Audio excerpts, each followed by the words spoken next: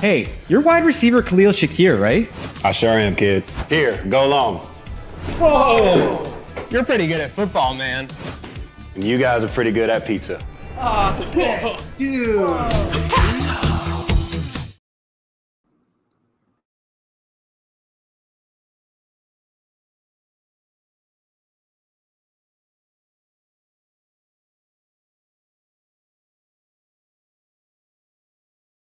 Oh, thank you, Mike. Thank you. The mute monster got me. We're having some sound issues. I don't know if you guys heard the music or not. I didn't, but we're rolling here now. Brought to you by Picasso's Pizza, as always. And while we weren't at full strength at the beginning of the show, we are at full strength right now with my full cast of crew here. So joining us, Mike Partham. We're joined again by Mike and Mike Bunt, and Carson Hayek. Fellas, let's get right into it. A big win last night, a huge win last night, 47-10, stomping of the Jacksonville Jaguars. And I'll start off with you, Partham. Let's go around the horn to Bunt and then Carson.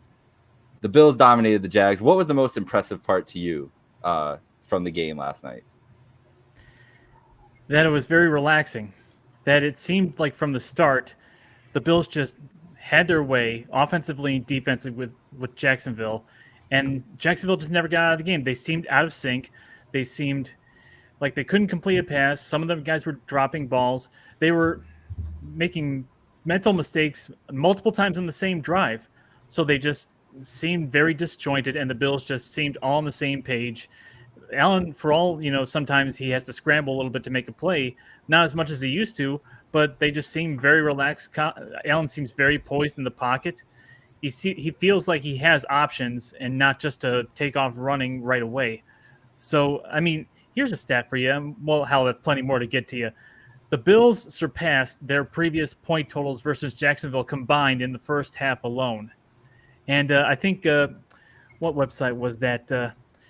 Somebody had them, I believe, at 100% win probability. It was NFL Fast R, 100% win probability before the halftime. This game was basically over at halftime. It was basically a Raiders 51-3 game. Evokes memories of that, or the perfect game against the Patriots. It's just an afternoon where very little, if anything, went wrong. Yeah, for me, it was just almost a perfect game on both sides of the ball. Obviously, Josh Allen was fantastic. What excites me is it feels like he doesn't get the sense anymore that he has to be superhuman at all times. He's playing within the offense, which is it sounds simple, but sometimes for a quarterback as skilled as Josh Allen, that's the toughest thing to actually teach him, is that it's okay for us to run the ball effectively. It's okay to take what you have. And some of these precision throws and letting guys do things after the catch, those have been lacking in recent years. So that's been really encouraging. The everyone eats mentality. You're seeing players all over the offense contribute. That's exciting for me to see. And then on the defensive side of the ball, they're taking care of business too. It doesn't matter that Dorian Williams and Balin Spector are the starting linebackers, or that this team no longer has Mike Hyde or Jordan Poyer at safety. They're getting it done at a high level on both sides of the ball. And I thought, even though Trevor Lawrence probably contributed a little bit to their success because he was absolutely atrocious, this defense has allowed 20 total points the last 2 weeks. So a lot of credit to Sean McDermott and Bobby Babich for being able to keep this going at a high level despite all of these new guys all over the place on their defense. Bunt, you're 100% right. The ability that for everyone to eat on both sides of the ball. Offensively, they talked about it coming into the year. You lose Diggs. So, you have to replace that production and you have to divide it. Last night, the past few weeks, it's kind of just been that. But last night, to me, it really stuck out. You had Valdez-Scantling making plays. Kincaid started to wake up a bit. Matt Collins had a huge – even when they're not getting the ball, they're making plays. Matt Collins with a huge block to spring James Cook for the touchdown on the opening drive. Dawson Knox was getting involved. Everyone was getting involved. Everyone ate last night, which is, what has to happen for this offense to be successful. They did just that. But even on defense, you lose so much experience. And I got to say, Cam Lewis and Jamarcus Ingram have completely blown me away these first 3 weeks. There'll be an article that'll be posted in the coming days that I wrote, but with more on that. But anyways, those guys have really stepped up. DeMar Hamlin, he played a solid game last night. The pass rush was phenomenal. Casey Toohill in the second half. I mean, half of the Bills fan base probably have never even heard of that guy. So he was like phenomenal. It was just a phenomenal game all around. I'm thoroughly impressed by the Bills, and that was a joy to watch, to say the least. It was a joy. Bunt, you were in the stadium. How was it? How was the atmosphere? Just turned into a party after that? I guess 13-0. You kind of see the writing. I don't know if you guys did. You could see the writing on the wall at 13-0 that game. Did it just turn into a party there? How were the vibes? Yeah, it was electric. It probably one of the loudest crowds of the last 2-3 years. I feel like when the team was bad, they actually had some more moments where like it would be crazy because it was almost unexpected when they were like really good in a game. But like now it's like for the most part, everybody goes to Bills games expecting them to be really solid. So it really hasn't been that wild in a little while from my perspective. One of the loudest crowds definitely in a few years. And yeah, when it was 13-0 and then 20-3, most of the people pretty much felt the game was over. The only thing that was odd was it was such a blowout that really most of the fourth quarter it was half full in the stands because everybody could comfortably leave on a Monday night and get ready for the next day of work. There's a late night, those Monday night games. I was even in the Central Time Zone. I was feeling it this morning, so I can't imagine being at the stadium, staying there the whole time. Luckily, I think you have a quick commute, Mike, so I'm sure it wasn't too bad. But I know some of my friends down in Dunkirk, Fredonia. That's a long drive home after a Bills win, after a long day of tailgating and everything. So I don't blame. I'm not a big person that says I never try to leave a game early or an event early. I always like stay to the end. You paid for it, whatever. But in last night's case, I think it's okay. The most impressive thing for me in this game, and it's the most impressive thing I'll talk about all season, and what I think is the key for the Bills, regardless of everything else you want to talk about. The offensive line was elite once again, and the defensive line was elite once again. 5 sacks of Lawrence / Mac Jones, the strip sack at the end by Javon Solomon, which shout out all the rookies getting huge plays last night. Ray Davis's first touchdown, Keon Coleman's first touchdown, and the Javon Solomon strip sack. Everybody getting their big plays. And if we're talking about for first career things, obviously the DeMar Hamlin moment was incredible to see. The easiest interception he'll ever get in his football career, let alone NFL career. We'll talk about Lawrence again later. The defensive line was a big part of that. I think they have top 5 units at least on both sides of the ball. And if they stay that way all year, even if they just had that and average players across the board, I'd still feel pretty good about this team because of how dominant they've been. But they have a guy named Josh Allen who Partham, he's MVP through the first 3 weeks, right? Like there's no doubt. We saw some narrative about it today, but I want to hear from you what you think. Do you think he's MVP? Who else is there? I mean, Mahomes hasn't nearly been perfect. I mean, he's throwing interceptions. He's costing his team possessions. I mean, you can't trust him anymore. He's a turnover machine now, Well, you know what? Let's break this down. Let's go, because you want to determine MVP not by, just feels and gut feelings or whatever. Let's just break down the numbers here. This game alone, 23 of 30, 263, 4 touchdowns, a 142.1 passer rating. That's the 4th best of his career, and a 98.3 QBR for this game. It only goes up to 100, folks, so it can't really get much higher. He has a 92.6 QBR through 3 games to Josh Allen.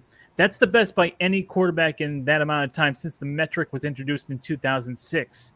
He had a 0.76 EPA per dropback. That's the 2nd best of his career.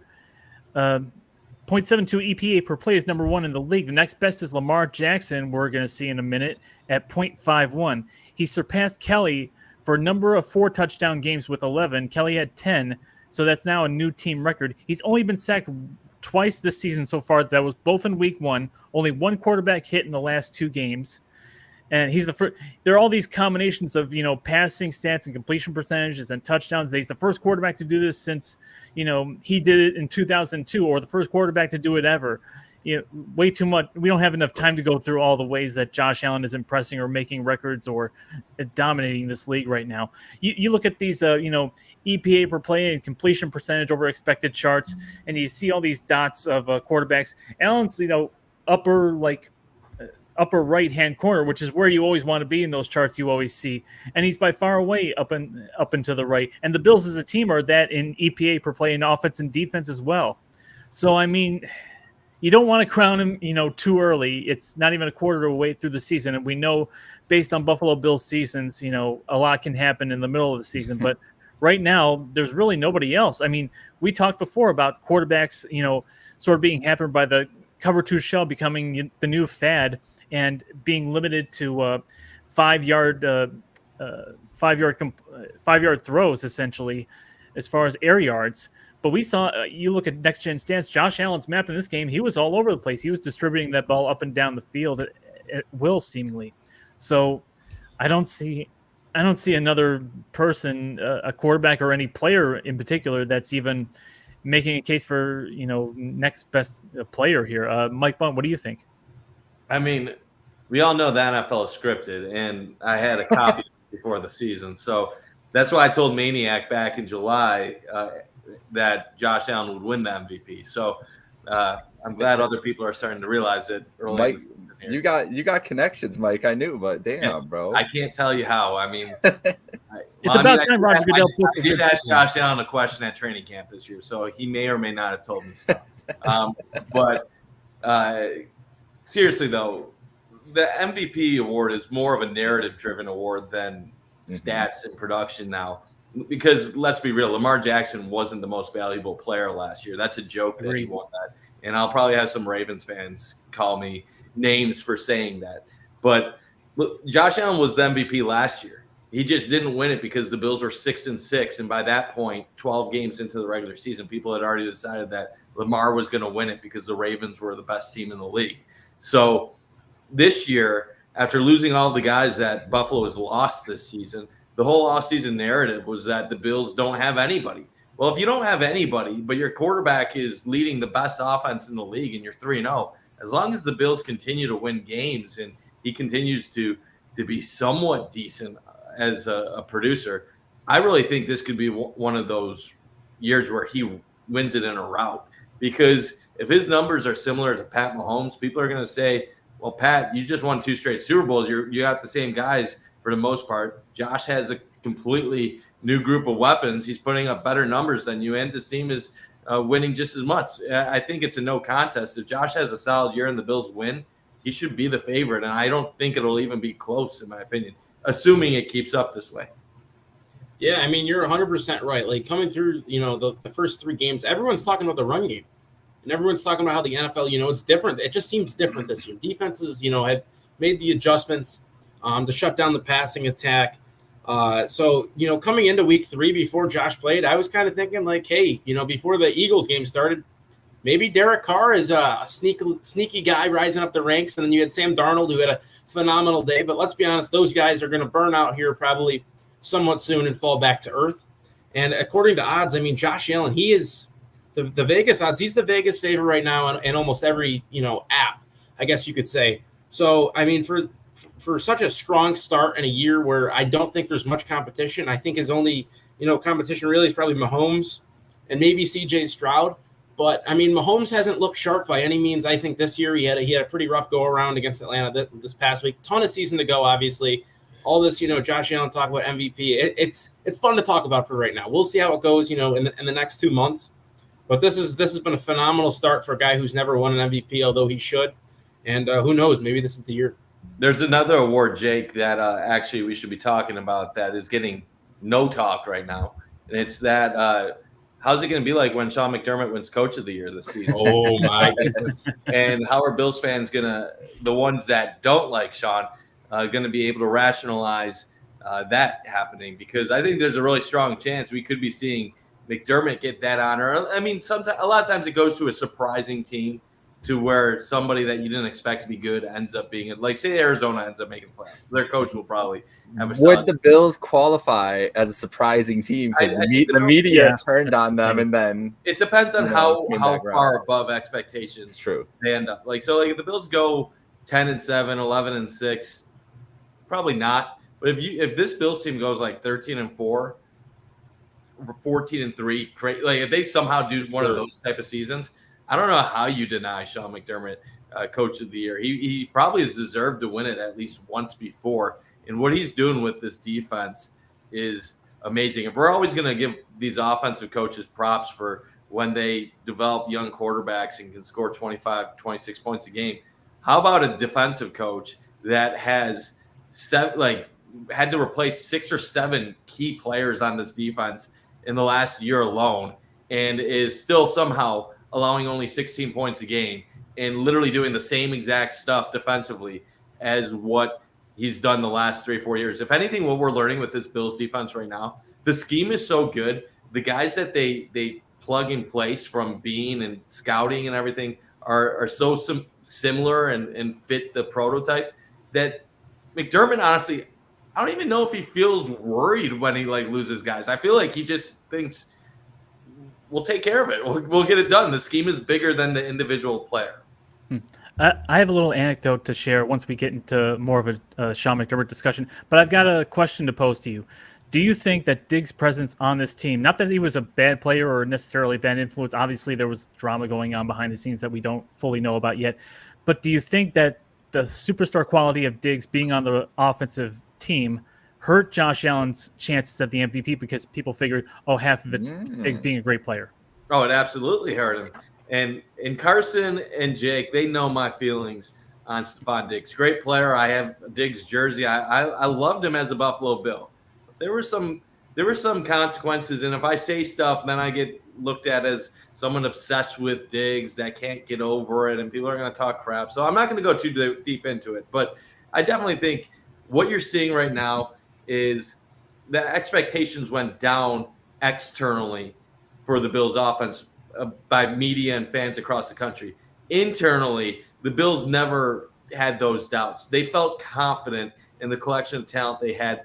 Anybody that went to training camp saw that right off the bat, they were flying. Like the 2 practices I covered, the offense was so far ahead of the defense that I started getting concerned about the Bills' defense. Like, what's going on? They look horrible. And so I think Diggs being gone, they'll never say it, but listen to how they allude to certain things, like everyone eats and the vibes of the offense and how they play free. They're a loose group right now, and a lot of that is because he's no longer there. No Instagram goodbyes. I'd like to add that in there. None. That's a big thing. Not even a story post, man. Like that's crazy. You can't even put it up there for 24 hours. But that's about it. Yeah. I mean, Deion's seems like the nicest guy in the world too. So if there's anybody that would. That's telling. When you have a guy like that leaves after 4 years and people kind of just don't say much, that's more telling than anything else. And even not to go deep, I don't want to go too deep into this because he's on a different team now. And like I said, this is next week's episode. Next week's episode, we'll have plenty of Diggs talk. That's for sure. But it was telling when Josh was asked, "Do you miss Diggs?" and he basically was like, "No." And I can tell you things have been said in the past where Josh felt confident that they would be perfectly fine moving on from him. Yeah, I think. Yeah, I mean, why not? They're scoring 37 points a game. I mean, you got to believe him at this point through 3 weeks, bro. Like 10 different receivers again last night, 6 different touchdown scores. Everybody eats was not just a mantra that they were like putting up on the bulletin board and getting them to, trying to be the motto for the year. They really meant that stuff. To circle around fully, Carson, if you have any last thoughts on this, but I had to bring this up. Oh, let me get the banner done. This is basically what Partham started with earlier. He's naming off all those stats. We just got to remember that when it comes to Josh. It's more true ever this year. Oh, hold on. I'll get this down off the screen in a second. More true this year than ever, but just wanted to bring that up. Carson, any thoughts on the Diggs part of this?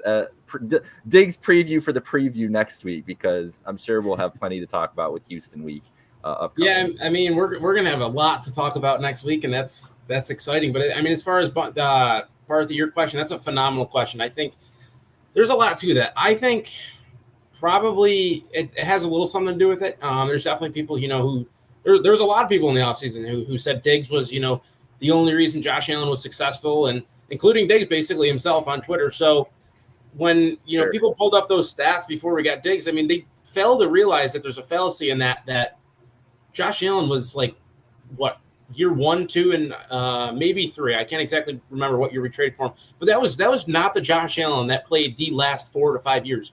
I mean, he's progressed tremendously. He's taken so many strides. He's no longer playing like, a guy who turns the ball over, makes dumb mistakes, especially this year. He's been so efficient. He's taken what the defense has given him. And I think this year's an absolute masterclass on why, Josh Allen and this offense is just so much better. Contrast the popular belief in the offseason that, when we spread the football out and we don't have to worry about feeding, one singular guy the ball to keep him maybe necessarily happy. And we can be balanced offensively, and we can keep you, we can beat you this way, we can beat you that way. I think, it's really shown that this offense as a whole has progressed. And by that, you get the results of Josh with it. And now you're starting to get a little media coverage on it as well, which is, a nice little cherry on top. And Jake, one more thing before I toss it back to you.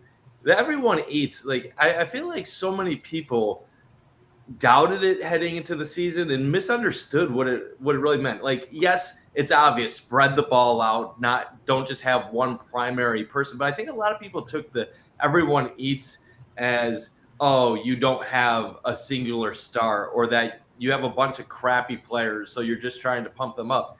That has never been what this has been about. Like, the everyone eats is that the Bills believed they had quality guys that had defined skill sets that complemented each other, that would help bring out the best in each other. And by not having one alpha on the squad, they didn't need to worry about the offense, about that player dictating what the offense was doing. So, like, and not having Gabe Davis plays a role in this too. Gabe Davis was a good blocking receiver, but he was your number 2 receiver. You don't want your number 2 receiver to have his best quality be a good blocker. Yes. You want your number 2 receiver to be the guy that can catch the ball. And I was a Gabe Davis. I propped him up while I was at cover 1. But look at, like we were saying during the draft, the basketball mentality of this team. You got your point guard, you got your power forward, you got your center. These outside receivers now in this new NFL, they can block. And having guys like Matt Collins, Keon Coleman, they're helping in that regard.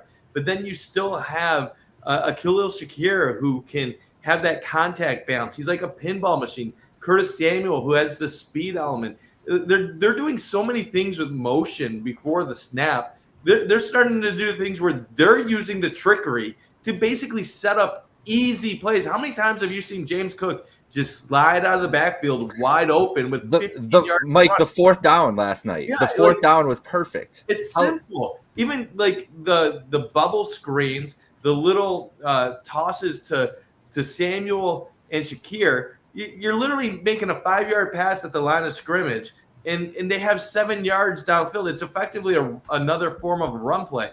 The everyone eats was basically saying, we believe our offense is going to be more dangerous if we have an offense where everybody has a role rather than focusing on one guy. So while a lot of people are going to make this all about Stephon Diggs, and I know we just talked a little bit about him, it's more so this is the best offense for Josh Allen to reach his maximum potential. And this is what Josh Allen wanted.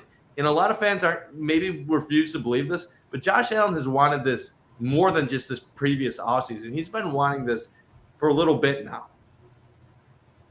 Yeah, and it makes sense that it would make his life easier. I do think there is a hierarchy that has started to develop among the receivers, whether that be Shakir or Cook as your 1A or 1B, and then Kincaid probably right behind there. And then it's a tier drop off. But it doesn't matter because, like you said, everybody's got the role that they need to play in this offense, and that's really what they're looking for. And you can see how much fun Allen is having, dishing it around to these guys and solving problems on the go. And that's the real maturation as we wrap up the Allen conversation, is that he is now getting into it's year 7 or year 8. I can't remember exactly. I believe year 7.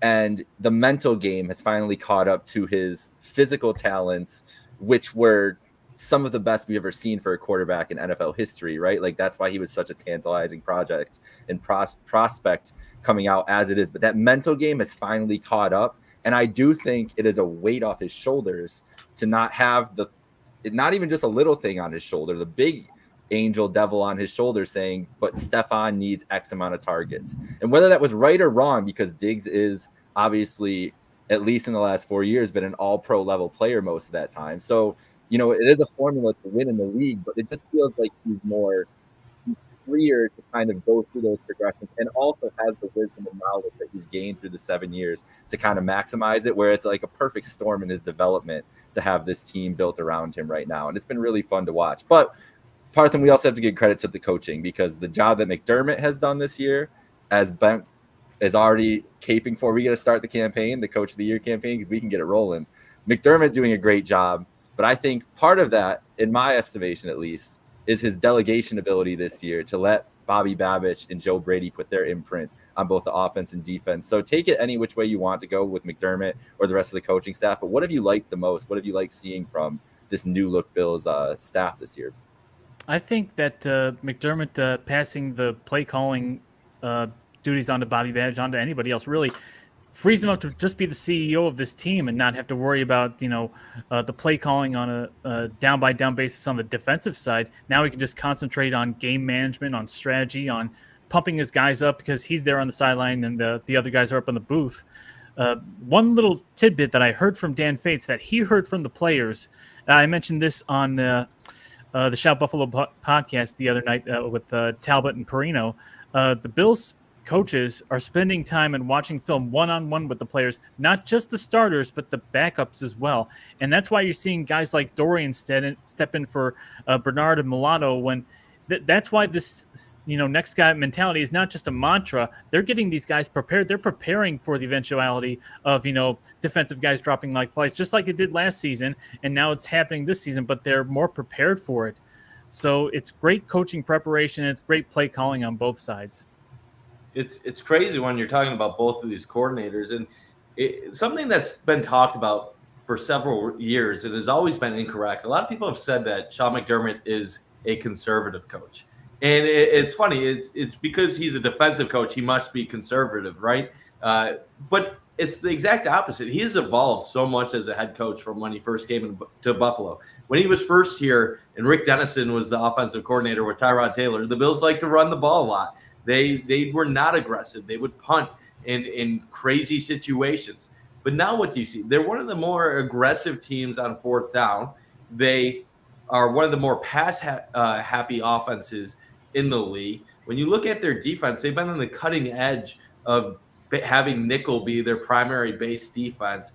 They have been one of the top teams with doing the two high looks and with prioritizing dime looks. A lot of what McDermott does on defense is stuff that Belichick used to do on defense. I think that's why Belichick and McDermott seem to always have gotten so along and had that respect for each other, because I think Belichick sees McDermott and sees his high level of thought process. But the one thing that has really impressed me with McDermott was the fact that here's a coach that has been in Buffalo for 7 years and made the playoffs 6 times and has had quality offensive and defensive coordinators, including Brian Dable and then Leslie Frazier. And he was willing to delegate power to 2 very young coaches that were not coordinators on his own staff. He chose Joe Brady, a man in his mid-30s who had struggled at his previous stop in Carolina, and basically gave him the reins over Ken Dorsey, basically letting go of Ken Dorsey. And then choosing Bobby Babich over Eric Washington, John Butler. There were several other people on this Bills defensive coaching staff that had experience as defensive coordinators. But he chose the young man in Bobby Babich, who had done such a great job with the linebackers in recent years and then with the safeties before that. And with what Brady's doing right now, I think it's the difference in why I believe now the Bills are a legitimate Super Bowl contender. Not that they didn't have opportunities in the past, but I feel so much better about their chances now because of what Joe Brady, how he's handling things. It's never been just about points a game. Fans have always excused Josh Allen's turnovers in the past by saying, well, the Bills score 28 points a game. The defense isn't allowing many points. But when you're playing a team like the Chiefs or you're playing other great teams, those turnovers are more costly because your defense isn't going to be able to hold them in check. What is Brady doing now? He's basically letting the Bills manage clock. They're being able to effectively run the ball while also letting Josh still have his moments. But by cutting things down a little bit, he's basically getting the best out of Josh while also taking away some of the bonehead plays when you put everything on his shoulders. So Brady has a mix of having good scheme, good strategy, but also having enough of a feel for his quarterback and how to reel him in and keep him level-headed. That was what Dable was able to do. Ken Dorsey wasn't able to do that. Ken Dorsey, he might have had good moments, good stats, good EPA, but he couldn't find a way to get the best out of Josh Allen. Joe Brady's doing that, and that's been super impressive to me. And Bunt, you touched on it. You made a great point. When you talk about, Sean McDermott naming Babbage his defensive coordinator, a guy who he chose over, other candidates externally too as well. And then you got Joe Brady, who's taken over the roles. He basically, in a way, benched Ken Dorsey for Joe Brady. So when you think about it like that, people kind of overlook the perspective of a coach's mentality too. When a coach is, given that and that boost of confidence, it spreads out to the players. When you're a player and you look at your coach, you can kind of tell when things are messed up, when they're calling a game passively or, they're worried about a few other things. But I think the coaching staff is just as confident, not cocky though, they haven't crossed that line, as the players. And I think that it's so contagious. It's like when, Jake, I'll bring up your cat behind you right now. Your cat reads your emotions. It knows it can trust you. When a player, can feel that emotion to a coach and they can trust you and they have confidence in you to make the right calls, to put you in success for each game, each play, each down, that's huge. So, I mean, when the coaching staff has that confidence, it goes right to the players. The players are therefore better in themselves. They're getting pushed harder. They're prepared better, schemed up better. I mean, right now, and it comes up to vibes too. When vibes are high, wins happen typically. It's not the be-all, end-all. But right now, I mean, vibes are at a high. The only thing you got to hope for is the team keeps it up. Josh had a great quote. I believe it was in the postgame. The team had a decision coming out of, week 2 of Miami. They could either continue to work hard or lay off a little bit with 11-day break. The team worked hard. You'd love to see that. You'd love to hear that. And I think that, all comes from the leadership on this team that's really starting to take the next level, as there were some current concerns about that with guys leaving, but it seems like that's the concern no longer. And it all starts, I think, with the coaching staff. It leads on to the players. And when the players can lead themselves, that's when real good things happen. Yeah, well said, all of you gentlemen. The last thing I want to touch on is a quote that Sal Capaccio shared earlier on Twitter. Just speaks to the job and the attention to detail I think this staff has had. Talking to Jamarcus Ingram about his first career sack. We've been working on blitzes all week. I visualized myself just making that play because Coach Scott Booker was telling me, don't rush past the running back. Don't rush past the running back. So I heard his voice blitzing off the edge. Etienne stepped up, and we knew that Trevor liked to step up into the B gaps, and he did just that. So I was there to make a play. And just the players, a player like that, taking to the coaching that he's getting, listening, having it drilled into his brain to do this, and then being able to do it in that moment is not something you see around the league every week. Like, you think that that's a job, that's what it needs to do. But I think you saw the difference. I think one of the announcers even mentioned it last night. I think it was Orlovsky. But one of the pre-snap penalties for the Jags is like attention to detail is the difference in this game right now. And I think that that's not to harp on anything the Jags did last night, but that team looked like a mess. And Doug Peterson didn't look like a guy who was on his X's and O's. And I think when you see it compared to the way that McDermott and Babbage and Brady have looked this year, the aggressiveness, having guys ready to go, having guys ready to step up in a moment's notice, like Jamarcus Ingram had been a boundary cornerback basically, right? Like, and then he's put into a position to succeed in the role he's in right now. And it's amazing to see from these young coordinators getting their chance. Brady, for one thing, getting a second chance in the NFL, because those don't happen a lot, right? Like, he went from an OC job, winning a national championship, to an OC job where he flames out, maybe not to a fault of his own. A, we've seen what the Carolina Panthers are as an organization, and B, we saw how the Matt Rule era just ended up anyways. But to go into a lesser role still, to become the quarterback coach, and probably, you know what? I'm sure Brady in the back of his mind thinking, I'm going to get an OC chance with the Bills and get to work with Josh Allen. And what's better for my career stock than to work with a guy who's going to make me look as good as him? And really thinking about what the best offense and best build for Allen is at this point in his career. And we're seeing the fruits of that labor. And then Babich and McDermott seem to be in lockstep right now. But now we'll see what happens when we get to some thornier games in the next 3 weeks. Really, like the next 3 weeks are going to tell us a lot about this Bills team this year, but you can't be upset with everything we've seen so far. Mike Partham, what is, if anything, is there still the Bills can clean up before next week?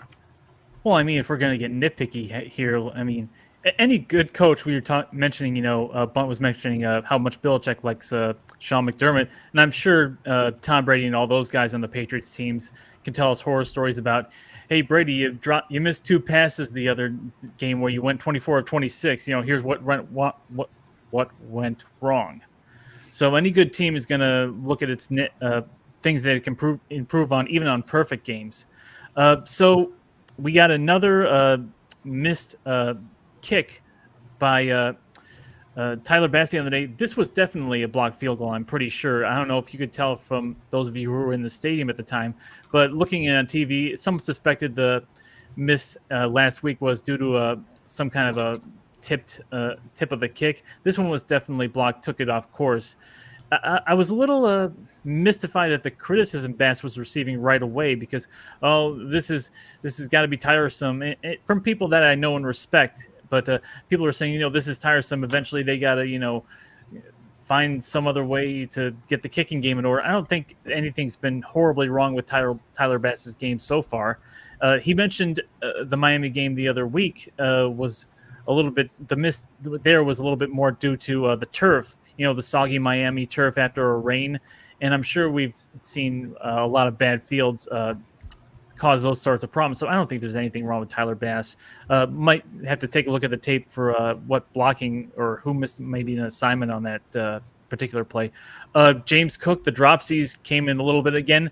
That almost touchdown. I mean, Shakir bailed him out. Basically, Cook owes him a pack of beer or something. But it did hit him in the hands. He was running full stride. He had his arms outstretched out, and it basically went right between his hands. If he just closes his hands just a little bit further, he has that for an easy walk-in touchdown. I'm sure that'll be something that the coaches address with him. I saw DeMar Hamlin was called, and this is more of a criticism of the referees because we got nothing else to criticize them about, called for an unnecessary roughness where he led with the shoulder and not the helmet. So, that's where I ask, what kind of a call is that? What kind of a call is that? But unfortunately, it didn't end up, mattering too much in the end. One little thing that I didn't notice myself, but some people were pointing out, are the Bills still running the ball on second and short rather than taking a shot downfield? Because that's one of the few things that the current offense has been. I'd like to see happen more from this offense. Mike Bunt, have you seen that? I don't have any numbers. I don't have any numbers, so I can't say either way. But I do feel like the Bills have had a good balance in what they've done. I know early on in the season they were obviously primarily running it, but I feel like they had a very pass-friendly attack yesterday. So I would feel like the numbers might be a little bit different now. Yeah, I mean, you guys talked about the critiques. I mean, Parthy, you specifically brought up the James Cook one. He's got to start coming down with those, especially in big games when you're going to need that. You got to catch him. Tyler Bass, I'm okay with his performance this year. I'm still a little shaky in my confidence with him, but I have faith that he'll figure it out. That block kick was partially on him, partially on the assignment. Especially we got a block up front for him. But the only other thing that I think we haven't brought up yet is I'd say Josh maybe at some point, and this is nitpicking, but there's times I thought last night that he maybe got a little bit too aggressive. But when you're playing like he was last night, that's going to happen. He was just on the line. He was fine. So we just got to rein it in, control it like he has been. Just he keeps being Josh. He'll be just fine this year. But I mean, what a game last night. That's all I have to say. I do recall a couple of plays where Josh Allen threw and it hit a Jaguar defender's hands. Someone out there who wants to keep downplaying Josh's MVP season so far is going to cite turnover, worthy plays and something like that. And I'm sure that is something that Josh has to still take care of. But not much for Josh to clean up right now other than that. I don't want to see him slide because how many times have we seen quarterbacks get slide and even inadvertently a defender hits them and, causes a head injury or some other kind of injury? It's almost like it's better for him to dive forward than slide. It is for sure. I'll say this. I have no criticisms for last night. I have zero criticisms. The blocked extra point, that you don't want to see that happen. And people probably were going after Tyler Bass. And you know what? I think a lot of this Bass talk is honestly kind of ridiculous. Obviously, it's all because he missed a kick that ended up ending their season. And then in training camp and a little bit early on, he had his struggles in camp and practice. And so far this season, he's made all but one of his actual field goal attempts. I know the extra point. He was blocked yesterday. He looks fine right now. Most of his kicks have been kicked. He's been attacking it well. He's been striking the ball well. And they haven't been off that poorly besides the one in Miami. And Chris Brown was talking about it. His foot didn't grip well on the grass in Miami. So there's even a logical explanation for why that was so far off. I don't think if he goes through his struggles, I don't think he's guaranteed to be on the team forever if he goes through some struggles. But I think the fan base is overrating the concern with Bass. This is a guy that has made between 82 to 87% of his kicks on a yearly basis. This is not someone that has been missing over 20% of his kicks. And the other guys that they brought in for the tryouts, they have worse kicking field goal percentages than Tyler Bass. So exactly. Until he starts missing routine kicks several times in a short period of time, I'm not going to over worry about it. I feel like there's a lot of stuff too where fans want like the Brandon Aubrey, like they were expecting Bass to be on that trajectory of like, okay, he's a top guy in the league, top kicker in the league, and now we're seeing the Aubreys of the world and those types of kickers who are automatic, and he's not going to be automatic, but you're going to take 82 to 87%, like you said, every single time. If that guy's going up there 80 and you're 85% sure that he's going to hit a kick, I'll take that, and I think that's what you gotta think about it in the perspective of it. And I think like the years he was 87%, he was near the top kickers in the league. So he was, I don't really understand the conversation. Like he's had multiple years where he's missed like 3 or 4 kicks over the course of 17 game seasons. You're gonna miss 2 or 3 kicks. Not everyone is Justin Tucker. Like he's even struggling. Justin Tucker's having a tough time right now. So it's one of those things where like kickers aren't allowed to miss at all anymore. And we've had good kickers in Buffalo throughout the years, and Ryan Lindell and Dan Carpenter and obviously Hauska. You know what? All of them went through struggles at periods of time as well. So it's one of those positions. It's just like goalie in hockey. You allow a goal. A pitcher, you allow one goal and everybody's going to be like, you suck, even if you had no chance of stopping it. Like you miss one kick and then everybody freaks out. And yes, how last season ended sucked, but it wouldn't have sucked as much if the offense also executed before the kick. So we're not calling for their jobs. I know a kicker is expected to make close to 90%, but until Bass falls to the low 70s, I'm not going to be overly concerned. Yeah. One thing that we should touch on as far as whether we agree with it or not, Keon Coleman kept out of the first quarter, and we learned later on from Sean McDermott that it was because sometime during the week he was late for a practice or a meeting or whatever it could have been. You do want to keep some sort of discipline on your team, especially with young rookies, but I mean, obviously the game was well in hand, and they probably expected it to be well in hand with how prepared they were, how much more executing the Bills were than the Jags. But could someone argue that keeping Keon out for the first quarter? Nice.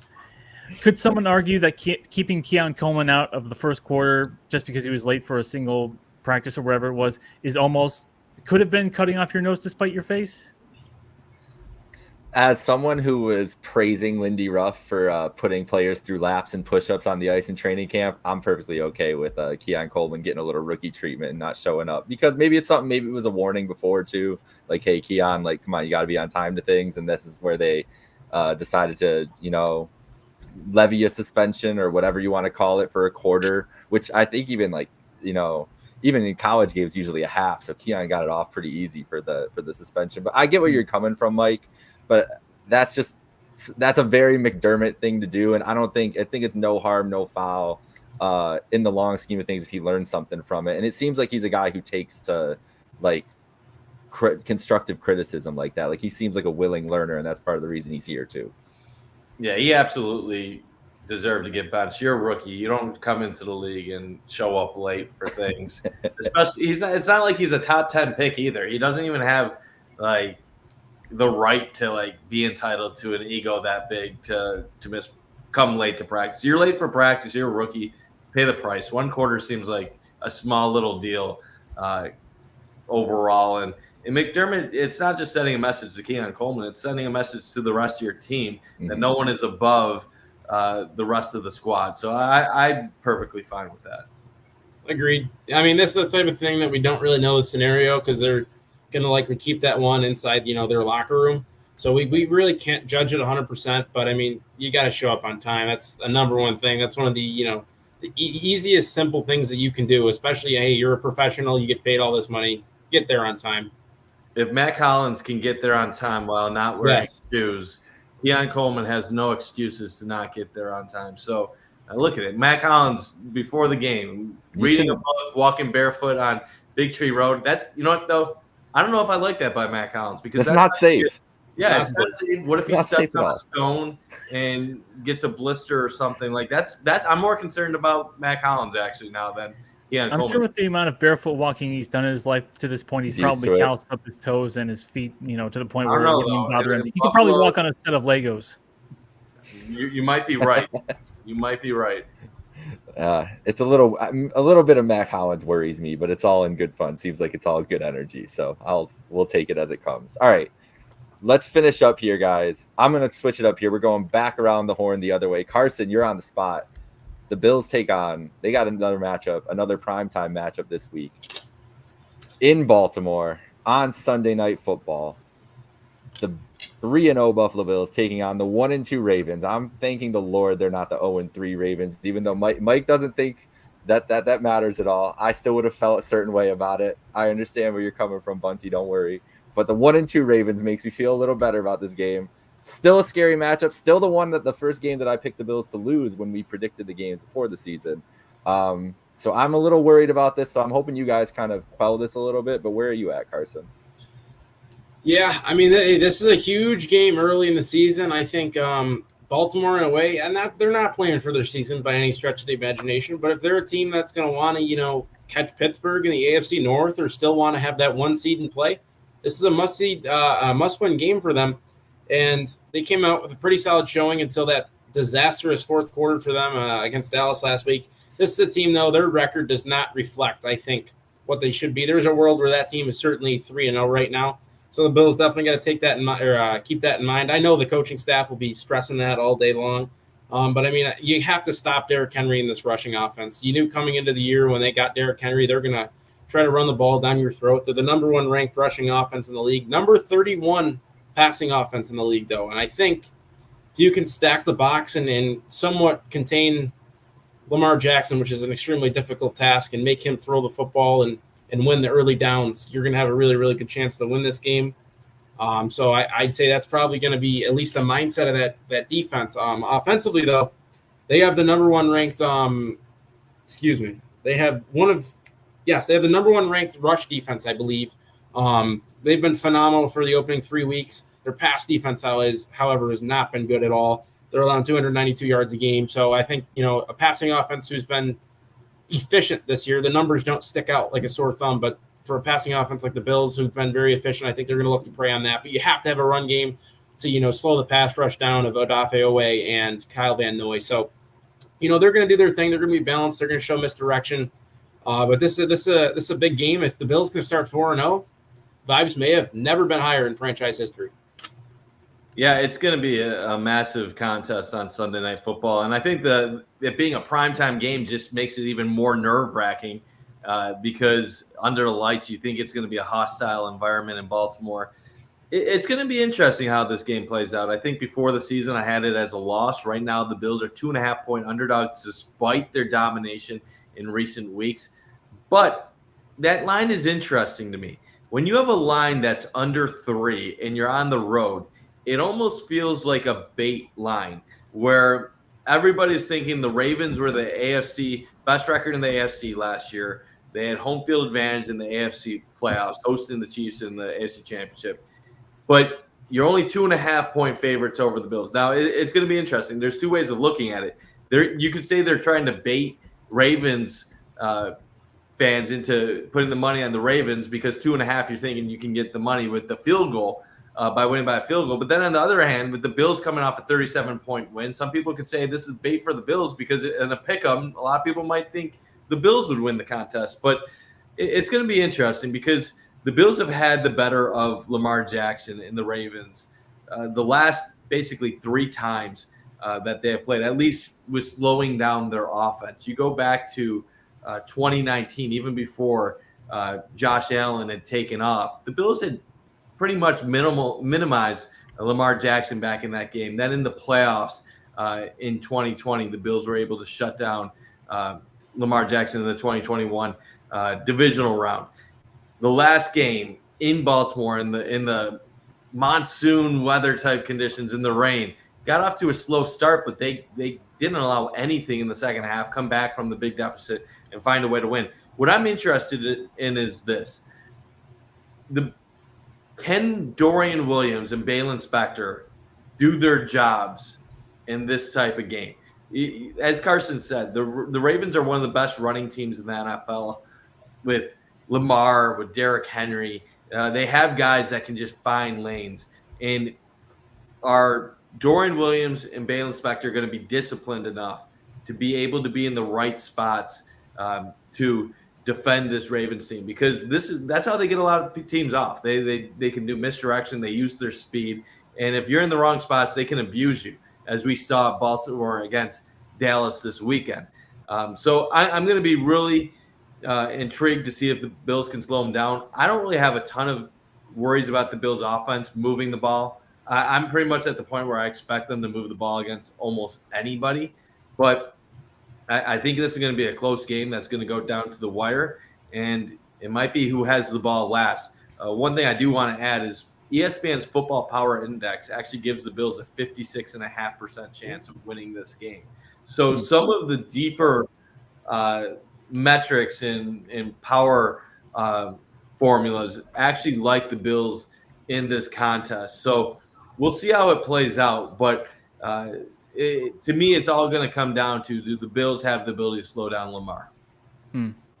Well, I'm glad ESPN believes in the Bills, because whoever's making these odds, I mean, after this dominating MVP performance by Josh Allen, after just blowing teams away, and the Ravens they lose to the Raiders, and then of course they beat the Cowboys. They're the paper tigers of the NFC. Of course, Derrick Henry gets 151 rushing yards on them. I remember another team last year that ran the ball down the Cowboys' throat and proved what kind of a defense they are when you actually pound them in the face. So you're going to tell me that after this performance that the Bills have had, that the Bills are going to be underdogs in the next game against the Ravens? Okay. Okay, you want to throw your money away and put money on the Ravens, be my guest. But I think Bunt alluded to Bunt talking about whether we want the Ravens coming off a win or a loss. I mean,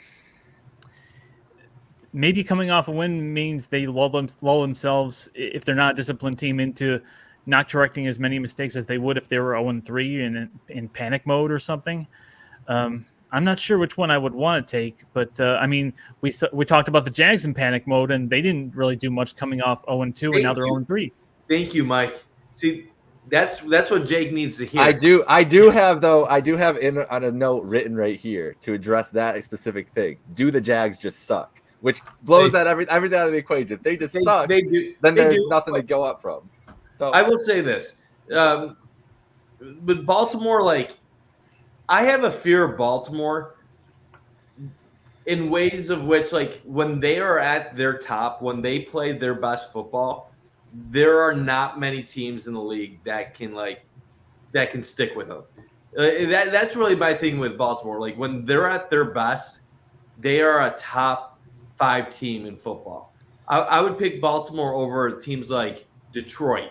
I think Baltimore can hang with teams like San Fran. Like, they're a top 5 team when they're at their best. So that's what kind of concerns me. Like, there's a lot of teams the Bills go up against where they can win with their B effort, where, like, they make mistakes, they falter, but yet they still find a way to win.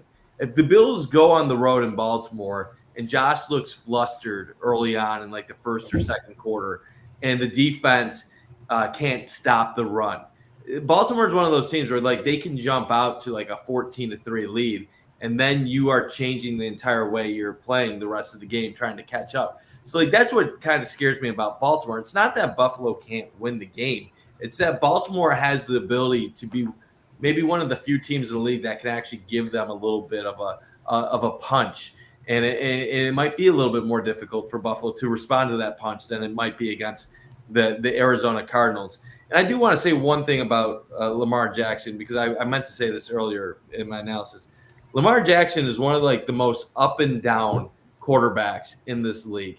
There's so many Baltimore Ravens fans want to make it sound like it's Mahomes then Lamar Jackson because Lamar has 2 MVPs and Josh Allen has none. And then Bengals fans want to make it seem like Burrow's number 2 because he went to a Super Bowl and Allen hasn't. The fact of it is, the reason why Ravens fans always count the 2 MVPs and the reason why Bengals fans always point to the 1 Super Bowl is that they know if you look at any other metric as far as stats, overall winning, consistency, and just, like, the ability to do the insane craziness that Josh Allen does, that Lamar and Joe Burrow can't match up against Josh Allen as far as the best of the best. It's Pat Mahomes 1, Josh Allen 2. Then there's a drop off to Burrow and Lamar, who are both very good and probably the number 3 and 4 best quarterbacks in the league. But I do want to say this about Lamar. You look through his career, early on he was insane. But then he went through 2 or 3 years where he was barely better than average outside of running the ball. And then last year he took a step back in the right direction. But the real metrics show that Lamar was probably, like, the 7th best, 8th best. Like, he wasn't even a top 3 quarterback in the league, and somehow he won MVP.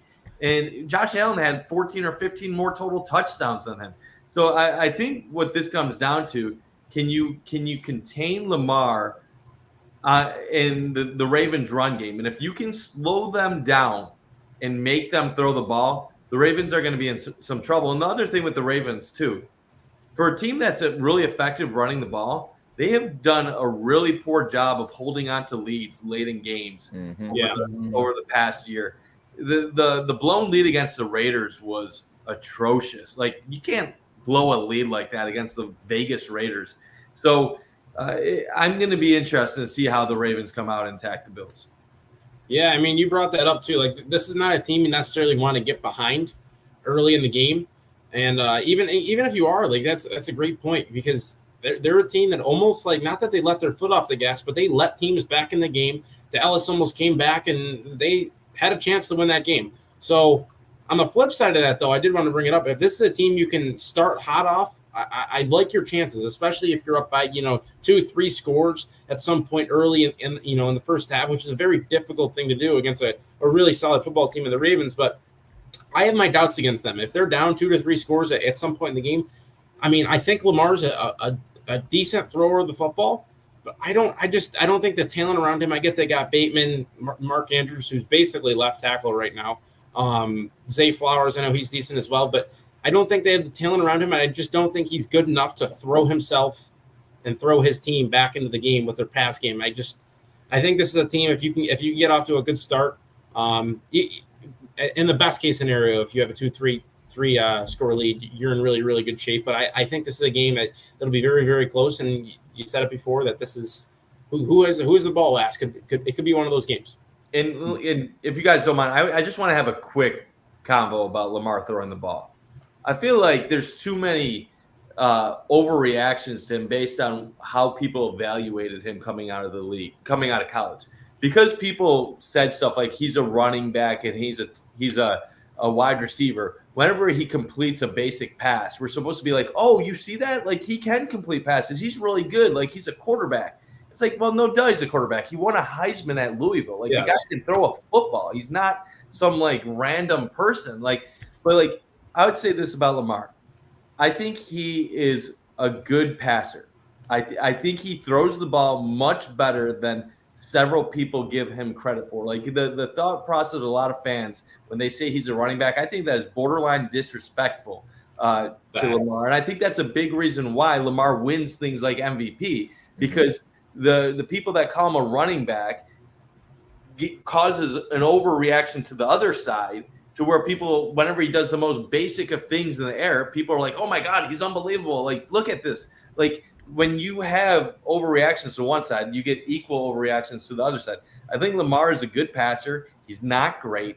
He needs to use his legs to open things up. And that's what makes him ultimately the most dangerous. When he's using his legs, everything in the passing game becomes an easy button. So he doesn't have to make difficult throws. He has guys wide open. And then that's when the Ravens are at their best. If you can make him a pocket passer, though, the Ravens are going to be in trouble. And it's not because he can't throw the football, but it's because the Ravens don't have a lot of high-end playmakers. So, yes, they have Mark Andrews and Zay Flowers, but if you're going to make Lamar Jackson into a pocket passer, you're basically taking away his best attribute, and you're making the Ravens a little bit less dangerous offensively. It's like if a team like the Bills, when they're doing the too high and when they're running nickel all the time, they want you to run against them. If you can get the Ravens to constantly pass against you, you're probably going to have a little bit better success as a defense.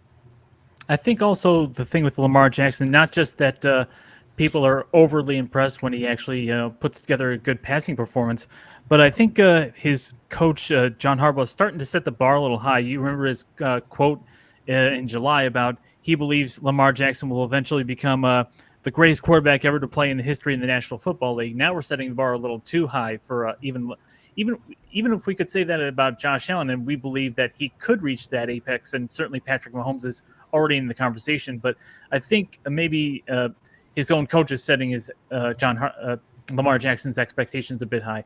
But I agree with you, Bunt. When you just break it down by the stats and you look, metric by metric, Josh Allen was superior to Lamar Jackson in every asset last year. So I guess the only logical explanation we can get is from Brandon Bean here. There's idiots everywhere.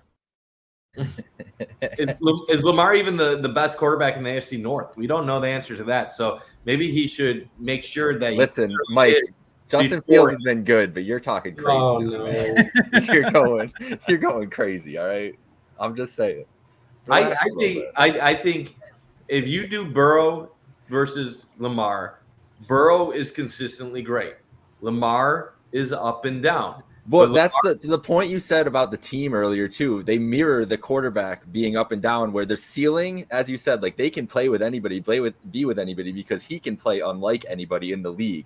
But he can also be extremely average, and that floor drops off that team when he is. I think I will for now. I'm going to consistently have Lamar and Burrow tied at number 3, because to me they're two very different quarterbacks. But you know what? With Burrow, you're getting a smart, decisive decision-making, pinpoint accuracy, and a guy that's going to put his playmakers in a position to where they can make plays. While Lamar, he's the playmaker, he's the one making the plays, and then everybody benefits from what he's doing. So they're two totally different styles, and I think when you look at Cincinnati with Burrow, his upside is taking them to a Super Bowl and 2 AFC championship games.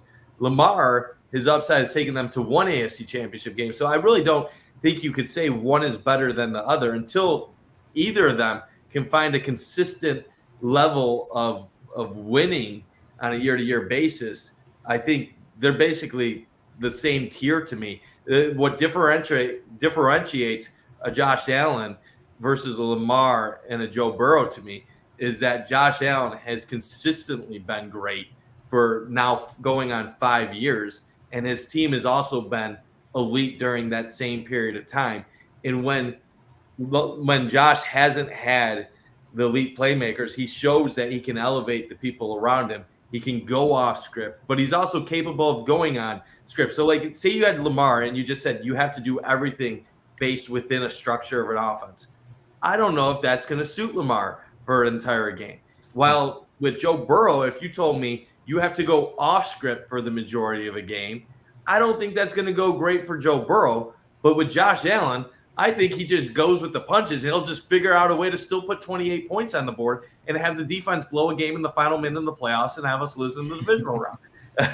It's almost like Joe Burrow and Lamar Jackson are the yin and the yang of what Josh Allen is right now. Yeah, you know what? Right now we're seeing the best Josh Allen. I'll say this. I was asked before the year, will the Bills win a Super Bowl with Josh Allen as their quarterback? And I started having doubts because, like, the last couple of years it started adding up. If Josh Allen can be this version of Josh Allen, they will win a Super Bowl in the next few years.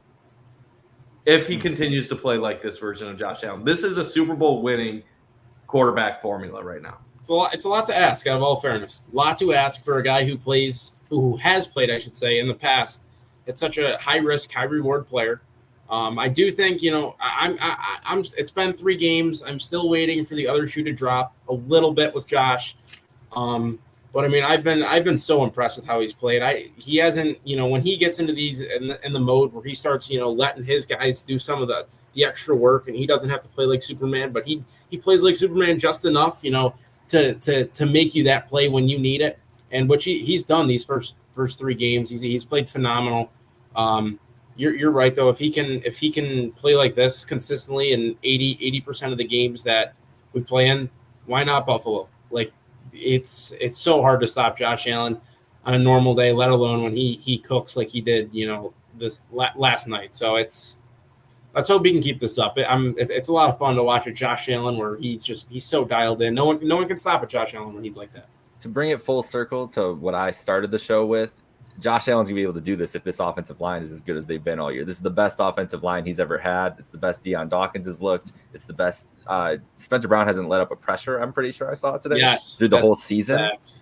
Like if the line plays like this, Torrance I think was the highest graded on PFF. How much stock you take into PFF, whatever, but he's bounced back from being pretty low graded. McGovern and Edwards have been good too. Like if this line holds up like they are right now for him.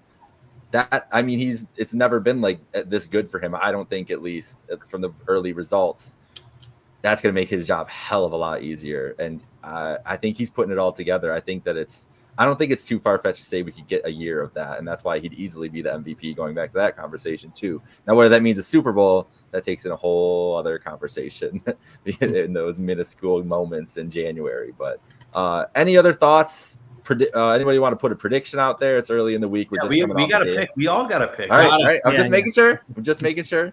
All right. Well, then you start, Bunt. If you're so. Why am I starting? Oh my goodness! This is like class. Yeah, you spoke up. You go. I'm the pessimist here, while also the guy talking about Super Bowl, which makes me a hypocrite. I'm gonna go Ravens 20. I don't know. 27-24. That's like my favorite pick, 27-24 with games. Ultimately, it's a road game, hostile environment against one of the best teams in the NFL. The Bills have been clicking on offense 3 straight weeks. They've been great on defense 2 straight weeks. As much as I want to believe it's going to continue, a lot of times it's hard to consistently bring that for a month straight. And if you don't have your A game against the Ravens, you're not going to win the game. So I think this is a coin flip game. I honestly think the Bills do have a good opportunity to pick up a win, but I'm too much of a wimp to pick them just because normally what they say in Vegas is after you have a performance like that, things are going to flip the next week. So I'm too superstitious to believe that the Bills are going to go there and get the win. Partham? I'm going to actually pick the same score, just flip the result, 27-24 Bills. I think McDermott will make sure that this team doesn't get too high and full of themselves after another dominating performance. And I think they've handled the Ravens. They've played them close and tough, but they know how to handle Lamar. I mean, as far as off the script playmaking quarterbacks, the defense practices against one every single week, so I think they'll be well prepared for that. Carson? So, yeah, I mean, I've been, I guess a Bills hater in my predictions these first 2 You hours. did pick the Jets to win the division. Don't. Yeah. I did. That's exactly what I'm saying. I mean, my Bills D1 hating has been what I think has probably carried us to this 3-0 start. So I'm gonna go the Bills 30-24. I hope I'm not let down. But They lose because you picked them. I know this is risky. I know. If they win or if they lose this weekend, I'll pick them to lose out. So it's okay. Carson's going to be doing mental pretzels the rest of the season now, picking these games if the Bills lose this week. I will be picking the Bills to lose one of the next 3 games. I did pick it to be the Ravens before the season started. I'm not picking it this time. I think they beat the Ravens. The thing I'm worried about the most with the Ravens is the most vulnerable the Bills have looked this season was obviously the first half against Arizona. What did Arizona do well in that quarter? They possessed the ball. I have no doubt, as you said, Mike, earlier, I have no doubt the Bills can move the ball up and down the field on this Ravens defense. I think that they'll have no issues with that. Now, will they be able to get the ball enough to be able to do that? It's going to be a shorter game. It's going to be less possessions in this game. I mean, Derrick Henry at 100, that's a terrible defense. You call them a paper tiger. Terrible defense in the Cowboys, even worse than they've been in years past. They just look soft. 152 yards from Henry. I think it was like 87 for Lamar or something like that. I don't think the Bills are going to let up anything like that. But Henry has had success against this Bills team in the past. Lamar, it's going to be a power run game. It's going to be a shortened possession game. When it all comes down to it, though, if it's down to a 1-score game late in that game on Sunday Night Football, I'm just trusting Josh Allen more than I am Lamar Jackson. If the Bills are up, if it's 21-17 and it's 3rd and 8 and the Ravens have the ball, I'll hit that button and bet the Bills are getting off the field and getting the ball back to Allen, and then I have confidence that they're going to be able to score on this team. So I think it's close because the Ravens will be able to play the style that they want for a lot of this game, but I think the Bills bend but don't break enough in their own end, make enough plays on offense, and get it done late. Go to 4-0. And we touched on the Ravens' ability to hold leads. Remember the last time we played them in 2002, the Bills were down 20-3 in the second quarter. We ended up winning 23-20. So even if the Bills get down early, don't count them out. If the Bills go to 4-0, just the vibes around this team, that would feel crazy. On Sunday night, too? Honestly, I remember, what was it? The year after 13 – it was before that. The year of 13 seconds when the Bills went to Kansas City on Sunday Night Football and they beat the Chiefs after losing to them in the AFC Championship. I remember thinking at that point, like, God, we can actually do this now. Like, we just knocked them down. We can do this. I'm not going to say beating the Ravens is going to give me that same feeling, but if the Bills go into Baltimore on Sunday night and they get the win, it's really going to feel like, okay, this is setting up for a Bills-Chiefs AFC Championship. And as we've seen the last few times the Bills have played, it's a coin flip how that can go. So how I feel about the Bills right now is if they can just show that they can get past the Ravens as this is like a number 1 contender match in wrestling. We're looking for who is going to be the Chiefs' top competition to represent the AFC. And this game is going to tell us who the early front runner is, in my opinion. Yeah, for sure. I mean, there was a thing I saw with on Twitter about the New Orleans Saints after the win 2 weeks ago. I was like, I want to say it was a 13-year or 13-day drought. There was no murder in the city of New Orleans, and somebody quote tweeted it and had a ton of likes that said Clint Kubiak out here saving lives. So, I mean, if the Bills win, hopefully it's the same outcome here in Buffalo. I think this is a huge game. Bills start 4-0. I mean, what a feeling that'd be.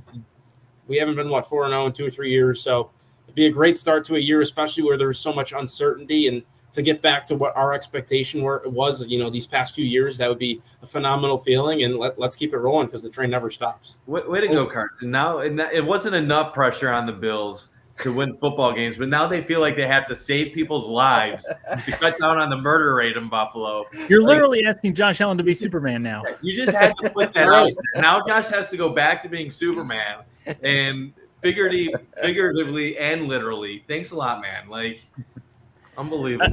With a 4-0 start as a possibility, I think it's important to remember that in recent years, the Bills have been swooning a little bit in late October and November. The vibes on this team, everybody agrees, are a little bit different. So maybe that changes this year. But they've seemed like a dominating Super Bowl, winning team in September before, and then all of a sudden things fall apart a little bit. So it's important not to get too far ahead of ourselves. That's true. Like Last Dolphins point, fans. Mike. You know what? Sorry, Jake. Go ahead. This team hasn't had a 1 seed during the entire time they've had Josh Allen. And it's mostly because early October, like Mike just said, this team finds a way to lose a few games that they shouldn't, and it basically destroys them. It's happened several times now. Can they avoid it this year? It's going to be tough when you're playing at Baltimore, at Houston, at the Jets. But if they can find a way to go 2-1 these next 3 games and get to 5-1 overall, I think you're going to be talking about that KC Buffalo game in Buffalo, determining who gets the 1 seed in the AFC. Mike, you read my mind, because I said the thing I've been watching the most this year, other than the Bills, is cheering against the Chiefs. Like I hate them more than anything, and I really don't hate them that much. But it's for that exact reason, because if it comes down to it, if this Bills team is that good, getting the 1 seed is paramount, I think, to this team's success playing in Buffalo at home through the whole way through. It's going to be a fun one. It's going to be a fun week, fun game on Sunday night. But we paid the bills, so thank you all for joining. Thank you, Mike, and Carson. Have a great week, folks. We'll be back next Tuesday to break down the Sunday night football matchup with the Ravens and preview Bills-Texans, another big game on the Bills schedule this year. Shout out to our sponsor, Picasso's Pizza, and go Bills.